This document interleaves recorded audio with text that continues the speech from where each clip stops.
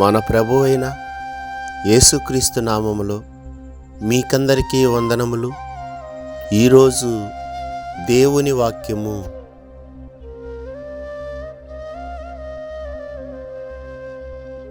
చిన్నపిల్లలారా, మీరు దేవుని సంబంధులు. మీలో ఉన్నవాడు లోకములో ఉన్నవాని కంటే గొప్పవాడు గనుక మీరు వారిని జయించి ఉన్నారు. యోహాను రాసిన మొదటి పత్రిక 4వ అధ్యాయం 4వ వచనం.